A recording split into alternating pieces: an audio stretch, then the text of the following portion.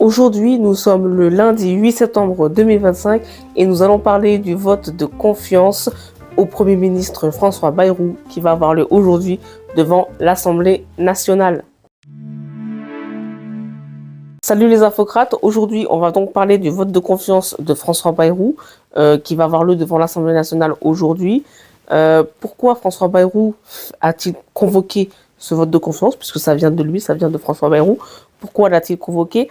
Parce que en ce moment on est sur le vote de la loi sur le budget de la France, de l'État français, et ce budget pose un problème en fait depuis des années.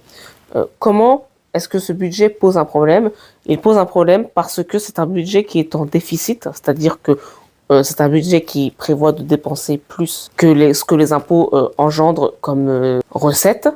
Et donc, ça fait en fait 50 ans que la France vote des budgets en déficit. Et donc, le problème, c'est que non seulement nous avons été en déficit chronique depuis 50 ans, mais en plus de cela, depuis les dernières années, nous votons des budgets d'économie et d'austérité, voire de hausse d'impôts, pour combler ce déficit. Ce qui fait que, par exemple, quand nous votons des budgets d'austérité, c'est-à-dire d'économie dans les caisses de l'État français, ça veut dire qu'on prévoit donc de baisser les dépenses de l'État français, et ça veut dire qu'on prévoit de baisser la qualité du service public, quoi qu'il arrive. On prévoit de baisser la qualité des hôpitaux, des services de soins. On prévoit de baisser les dépenses dans les médicaments et donc de faire payer plus de gens les médicaments. On prévoit de faire baisser la qualité de l'éducation nationale et des écoles. Ça fait moins de matériel ou moins d'écoles qui ouvrent pour accueillir les enfants, ou moins de profs qu'on peut payer. La police, la justice, etc. et tous les services publics. Donc, ça veut dire que ce sont des budgets qui, en fait, vont contre ce que veulent les Français et ce dont ils ont besoin et donc contre leurs intérêts. Ça veut dire aussi que quand on augmente les impôts, en fait d'une petite partie de la population qui est celle des actifs plus ou moins de la classe moyenne, si tant est qu'en France il y a encore une classe moyenne, puisque en réalité la totalité de la population s'appauvrit depuis que les salaires ont été désindexés de l'inflation.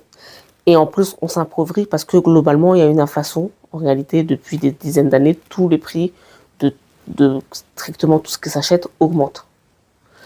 Ça veut dire qu'en fait, quand on augmente les impôts, on augmente les impôts d'une partie de la population qui en réalité s'appauvrit, et qui va en plus continuer de payer suite à l'augmentation d'impôts pour des services publics qui se sont dégradés depuis plusieurs années, puisque les années précédentes ont voté aussi des budgets d'économie, ou en tout cas on essayait.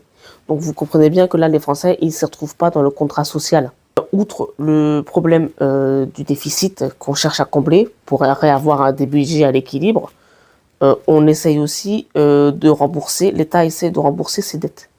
L'État, comme tout le monde, comme les ménages, comme les particuliers, comme les entreprises, contracte des dettes dans des banques privées. Donc l'État essaye de rembourser ses dettes. Et là, on est dans un cercle vicieux dans lequel on rembourse les dettes précédentes en contractant une nouvelle dette pour rembourser la dette précédente. Et on a un budget alloué au paiement des intérêts de la dette.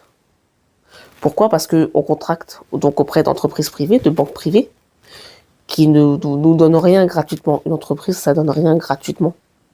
Une entreprise, ça vous propose du matériel ou un service moyennant finance. Donc une entreprise, une banque, elle vous donne de l'argent, mais vous allez lui rembourser et lui donner plus que ce que vous avez remboursé pour lui payer le service de prêt de l'argent. Donc en fait, ça fait deux problèmes. On a un déficit et une dette à rembourser qu'on arrive de moins en moins bien à rembourser. Ce qui va d'ailleurs valoir à la France, dans quelques jours, le 12, peut-être une rétrogradation de la note du budget par les agences de notation financière. On attend le résultat avec impatience. Donc en fait, ce qui va se passer, c'est que François Bayrou risque de chuter aujourd'hui sur le vote de confiance. Parce que tout le monde, toutes les oppositions, quasiment, ont dit qu'elles allaient voter contre la confiance de M. Bayrou, du Premier ministre Bayrou. LFI, PS, toute la gauche, RN, tout le monde a dit qu'ils allaient voter contre. Le seul parti qui a dit qu'elle allait voter pour, c'est les Républicains. Et c'est uniquement en échange d'un poste de Premier ministre que M. Bayrou va laisser vacant en partant à la fin du vote. Et donc LR, c'est le baiser de la mort. Ils veulent bien te voter ta confiance, mais c'est à condition que tu t'en ailles et qu'on prenne ta place. Donc vous voyez bien que là, la situation politique de François Bayrou, c'est une situation compliquée. La situation du budget en général en France, du vote du budget, c'est une situation compliquée parce qu'on essaye de rattraper le déroulement de la dépense qu'on n'arrive plus à rattraper. Et ça fait déjà plusieurs dizaines d'années que c'est le cas. Mais moi, j'ai une explication rationnelle au fait que la France est endettée à ce point et déficitaire à ce point. Moi, je vous dis que c'est la faute de la monnaie unique, euro. Pourquoi? Parce que qui est l'institution qui imprime la monnaie euro? C'est la Banque Centrale Européenne qui a ce pouvoir. Or, ce pouvoir fait partie des éléments de la souveraineté nationale. Le fait que ce soit la Banque Centrale qui décide quand est-ce qu'elle imprime les billets et à qui elle les donne et dans quel nombre, et que vous ne puissiez pas en demander plus une fois que la BCE vous a donné votre nombre et vous a alloué votre nombre de billets, ça veut dire que si on a besoin de plus que ce que la Banque Centrale nous a donné, on est donc obligé d'aller chercher dans les banques privées de l'argent. En fait, la différence entre ce que la BCE nous donne et ce dont on a vraiment besoin pour assurer les dépenses de l'État, cette différence-là, si on a plus besoin que ce que la BCE nous donne, toute cette différence-là, on va la chercher dans les banques privées, on l'emprunte. Et pourquoi est-ce qu'on l'emprunte dans les banques privées? C'est parce qu'on n'a plus de banque centrale française à qui on va chercher l'impression du billet, la planche à billets, pour 0 € gratuitement. Alors que dans les banques privées, on emprunte en payant après plus que ce qu'on a emprunté pour payer la banque le service de prêt, comme je vous l'ai dit précédemment. La Banque de France, si elle avait encore ce pouvoir, aurait fait ça pour rien, pour 0 €. Elle nous aurait imprimé la planche à billets pour payer ce qu'on a à payer à l'État. Pour 0 €. Bien évidemment, après, il y a toujours des conséquences économiques, notamment la dévaluation de la monnaie, la baisse de la valeur de la monnaie, parce qu'il y a trop de monnaie en circulation, etc. Les choix politiques que vous faites ont toujours un minimum de conséquences, notamment en matière de politique monétaire. Il y a toujours des conséquences, notamment des conséquences économiques, mais en fait, ces conséquences, quand vous êtes un État souverain et que vous prenez les décisions en souveraineté, les conséquences sont à assumer pour une certaine période, et ça, tout le monde, normalement, le comprend. C'est-à-dire que c'est une décision souveraine d'un État qui est censée être une décision prise à un instant T pour assumer une politique à l'instant T, et personne d'autre n'est censé faire la remarque comme quoi il y aura des conséquences, l'État assume les conséquences. Voilà, il suffit juste de prendre des décisions dont on sait qu'elles n'auront pas trop de conséquences sur les intérêts des Français. Mais après, normalement, si vous êtes un politique responsable qui sait ce qu'il fait et qui travaille pour les intérêts de son peuple, il n'y a aucun problème à ce niveau-là, normalement. Le problème, c'est que nous avons donc des dirigeants qui ne travaillent pas pour nos intérêts.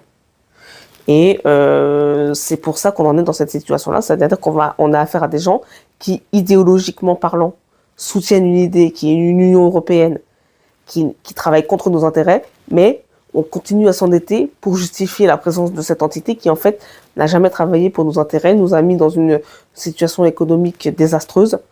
Et aujourd'hui, on a une population qui s'appauvrit, dont les salaires diminuent, et alors qu'on est en situation d'inflation. Donc, il est extrêmement clair aujourd'hui que l'Union européenne est responsable de cette situation, que les hommes politiques qui nous gouvernent, qui sont européistes, sont responsables de cette situation. Et on est très clairement sur une prise de conscience de la population, de ce qui est en train de se passer. Et c'est pour ça qu'on est en train d'avoir une population qui est en train de demander le blocage qui arrivera le 10, dans 2 jours.